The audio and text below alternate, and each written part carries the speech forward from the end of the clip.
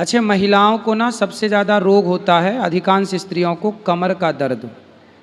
जी महाराज। स्त्रियों को सबसे ज़्यादा, क्यों ये बात सही है? स्त्रियों की कमर में दर्द, पहले की स्त्रियां तो बूढ़ी बूढ़ी डोकरियां भी, उनके कोई कमर में दर्द नहीं था। आजकल महिलाओं के क्यों कमर में दर्द होता है? कमर में दर्द महिलाओं की इसलिए होता है कि वो सबसे ज़्यादा जरूरी काम अपना ध्यान रखना है, क्योंकि उन्होंने पूरे परिवार का ध्यान रखना है, लेकिन अपना ही ध्यान नहीं रखेंगी। उठाते समय, कुछ भी उठाते समय फटाफट से झुक के हम उठा लेते हैं, लेकिन वो झुक के उठा के जब हम किसी चीज़ को उठाते हैं तो सबसे ज़्यादा जो लोड है वो हमारी जो डिस्क है उसके ऊपर पड़ता है, रीढ़ की हड्डी पर। रीढ़ की हड्डी में जो सबसे नीचे जो डिस्क रहती है ना, जिसको बोलते हैं कि डिस्क की पेन हो गई, हाँ। वहाँ पे स्पेस जो कम ज़्यादा हो गई, नस दब गई, ये सब जो बोलते हैं, गैप हो जाता है, गैप हो गया या कम हो गया तो नस दब गई, उस हाँ। वजह से टांग में भी दर्द तो जा कोई रहा है। सामान ना उठाएं। नहीं उठाना है सामान, लेकिन उठाने का एक तरीका है, अगर आप बोले मैं करके बता सकती हूँ। पहले की महिलाएं कुएं से पानी निकालती थी, कुएं से पानी ऐसे निकालते थे, हाँ। वो तो करना चाहिए। अगर मतलब ये माताएं बहनें गलत तरीके से सामान उठाती हैं, इसलिए कमर में दर्द पैदा होता है। एक कारण ये है, दूसरा कारण वही है कि बिल्कुल भी तेल और घी से दूर होती जा रही हैं, और तीसरा अगर पेट में कब्ज है, अगर हम उसको इग्नोर करेंगे, कब्ज है तो उसको ठीक करना है। सही है। तो सामान कैसे उठाएं फिर आप बताइए जी। मैया सुन लो ध्यान से, देखो कोई सामान कैसे उठाएं। एक मिनट वो कैमरा वाले, कोई छोटा सामान दे दो बेटा, ये गमला दे दो। मैया जा रही हो, सामान कैसे उठाना है ये तो सीख लो। देखो जैसे झोला पड़ा है, ये झोला पड़ा है, कपड़ों की बाल्टी हमने उठानी है, या बर्तनों से भरा हुआ टोकरा हमने उठाना है, या बच्चों का बैग या कुछ भी, तो हम क्या करते हैं, ये जल्दी जल्दी आए और यूं झुके और यूं उठाए। ये गलत है। ये किए नहीं कि यहाँ से नस दबी नहीं, तो ये बहुत गलत है। जब भी कुछ नीचे से सामान उठाने के लिए हमें झुकना है तो ऐसे करके क्या करना, घुटनों को झुकाना है, ना कि कमर को। घुटनों को मोड़ के हमें बैठ करके उठाएंगे। उठाना भी आसान है, आप देखिएगा और भी ज़्यादा भारी सामान हम उठा सकेंगे। तो यूं करके उठा के, आपने देखा पिछले ज़माने में पहले ऐसे उठा के उसको सिर पे रख लेते थे और फिर खड़े होते थे। गगरी ऐसी उठा के रखती थी माताएं, पहले रख के फिर खड़ी होती थी, ये नहीं कि यूं उठाया और फिर यहाँ तक पहुँचते पहुँचते ही कमर की बैंड बज जाएगी। मतलब पहले की महिलाएं ज़्यादा समझदार थी। बिल्कुल, मेरे से भी ज़्यादा उनको ज्ञान था, है? तो हमें ये बात सही है। आप लोग क्या करते हैं ना, झुक के उठाते हैं, कमर झुकाते हैं, जबकि घुटनों को मोड़ करके बैठना चाहिए, फिर सामान उठाना चाहिए। ये सही तरीका यही है। पहले मैं भी ऐसी गलती करता था, पर मैं भी फिर एक डॉक्टर साहब से मिला, उन्होंने बताया कि ये गलती नहीं, तो तब से मैंने भी उसे सुधारा, तो मुझे भी अच्छा लगा, क्योंकि मेरा काम बैठने का ज़्यादा है, तो मेरी भी कमर में ना कुछ कुछ रहता था दर्द। मैं तो फिर योग करके ठीक कर लेता हूँ चीज़ों को, योग करते ही हूँ फिर भी, पर उठा के वो रेगुलर जो है ना सामान उठाने धरने का, वो सिस्टम भी मैंने सुधारा। आप भी सुधारिएगा। बहुत बढ़िया आपने बताया, आंखें खोल दी भक्तों की आपने।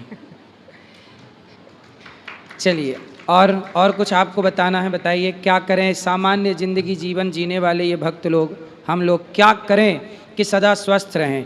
कितने लोग चाहते हैं कि हमें डॉक्टर के पास ना जाना पड़े, डॉक्टर के पास ना जाना पड़े, इसके लिए आपको आयुर्वेद में घुसना पड़ेगा और आपको खुद स्वयं को आयुर्वेद का डॉक्टर बनना पड़ेगा। अपने लिए आप अपना उपचार किसी से ना कराओ, खुद आप अपना इलाज कर लो। और ये सब चीज़ें हैं हमारे यहाँ। आयुर्वेद यही तो है, सेल्फ डिपेंड है आयुर्वेद। आयुर्वेद किसी पर निर्भर नहीं है कि कोई हो हमारा इलाज करने के लिए। हम कैंसर का इलाज भी आप घर पे कर सकते हैं यदि आपको ज्ञान है तो, नॉलेज है तो। अभी सिद्धू की पत्नी को कैंसर हो गया था, तो बड़े बड़े हॉस्पिटलों में दिखाया, लेकिन कहीं आराम नहीं मिला। आयुर्वेदिक चीज़ें जो हल्दी है, नीम का पत्ता है, इन चीज़ों से घर बैठे उन्होंने अपने को ठीक कर लिया। तो चीज़ें यदि ज्ञान है तो सब हो सकता है, ज्ञान ही नहीं है तो मरने के लिए तैयार रहिएगा। इसलिए खुद का इलाज खुद करना सीखिए, खुद के डॉक्टर खुद बनिए और आयुर्वेद इतना बलवान है कि आपको सारी 100 साल की आयु तो दे ही सकता है आयुर्वेद। 100 साल तक तो आप जी ही सकते हैं। आज रेशो क्या भारत का बोल रहा है? 70 साल में लोग मर रहे हैं। 60-70 का ही रेशो है भारत का, मृत्यु 60-70 में ही हो जाती है। आप आयुर्वेद को अपनाएंगे और खान पान बेहतर। पिज्जा बर्गर खाते हैं आप लोग? कितने लोग पिज्जा खाते हैं?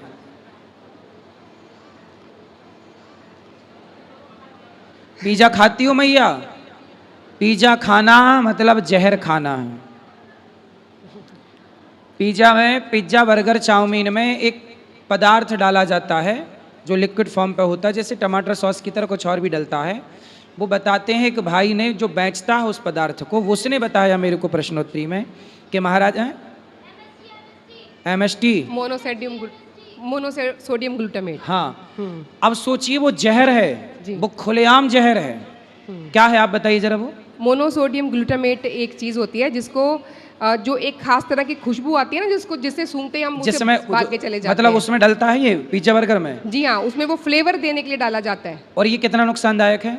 ये लीवर को तो एकदम से खत्म ही कर देता है, सारी सिस्टम को ये मतलब ये बच्चे जो हैं, आप अपने बच्चों को यदि पिज्जा बर्गर चाउमीन खिला रहे हैं तो समझ लो कि आप अपने हाथ से बच्चों को जहर खिला रहे हैं। ले बेटा खा और जल्दी जा। तो आप पता नहीं इतनी सी बात भारत के लोग क्यों नहीं समझ रहे हैं, क्यों अपने पाँव में कुल्हाड़ी मार रहे हैं, मुझे समझ में नहीं आता। बोलो बेटा क्या कह रहे हो? ये माइक दे दे छोरा पाठक, क्या बात कर, ये आप बताओ। बेटी खड़ी हो जा, तुम तो बात कर चुके ना। नहीं, वो पीछे में कुछ पीछे। नमस्ते गुरुजी, राधे राधे। राधे राधे। जैसे आपने बोला कि हम लोग पिज़्ज़ा नहीं खा सकते, होममेड पिज़्ज़ा अच्छा होता है जो हम घर पे बना के खाते हैं?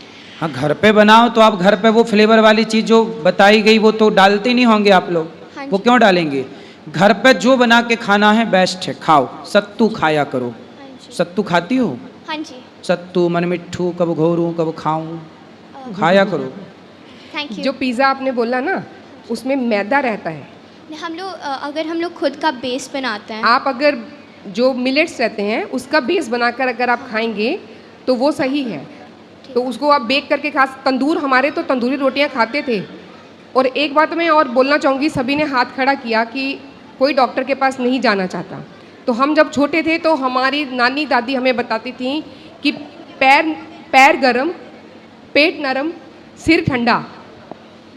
पैर गरम, पेट नरम, सिर ठंडा, तो डॉक्टर आए तो उसको मारो डंडा। यानी कि पैरों को गर्म रखना है, उसको मालिश कीजिए, उसको गर्म पानी में डालिए।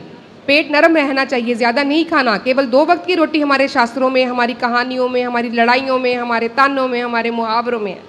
तो उसे कम भोजन करना है, अच्छे से पचने वाला, ताकि पेट नरम रहे।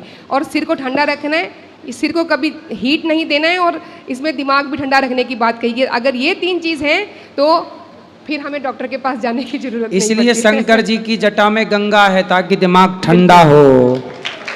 पेट नरम, पेट नरम कैसे होगा? बढ़िया पेय पदार्थ ज़्यादा लेना चाहिए। सत्तू इसलिए घोल के पीने का विधान है। पेय पदार्थ खाओ कम, पियो ज़्यादा, जी, है ना? बिल्कुल। और पाँव गरम, मतलब पाँव से चलते रहो। गरम पानी में तो डालो, पर चलते रहोगे तो गरम रहेंगे। ठीक है। वाणी थोड़ा नरम, वाणी थोड़ा नरम, ताकि व्यवहार ठीक रहे। धन्यवाद। राधे राधे। ठीक। अब ना खाना पिज्जा बर्गर है बाजार का। महाराज, वाणी की बात आपने की तो यही जीभ है, बोलेगी तो भी, ज़्यादा बोलेंगे तो भी समस्या, और ज़्यादा खाएंगे तो भी समस्या। सही है। हमारी कुछ मैयाएं तो बहुत खाती हैं, रोटी नहीं खाती, रोटा बना के खाती हैं। आखिरी में 4-6 लोई का एक रोटा बनाती हैं, आखिरी में जितना आटा बन जाए सारे आटे की एक रोटी बना लेती हैं माताएं, और फिर बिंदास एक रोटा इतना मोटा और फिर वो खा के बीमार पड़ी हैं। इसलिए जितना बेहतर मैया खाओगी, सलाद ज़्यादा खाओ, ककड़ी खाया करो, चुकंदर खाया करो, फल एप्पल रोज खाओ, केला खाओ, आम का सीजन है, आम खा जाओ 2-4। आम भी पेट भर देता है ना, बहुत हेल्दी है आम जी। तो आम खाओ। बहुत बहुत धन्यवाद, आप आए, बहुत अच्छा लगा। भगवान आपको सुखी रखें।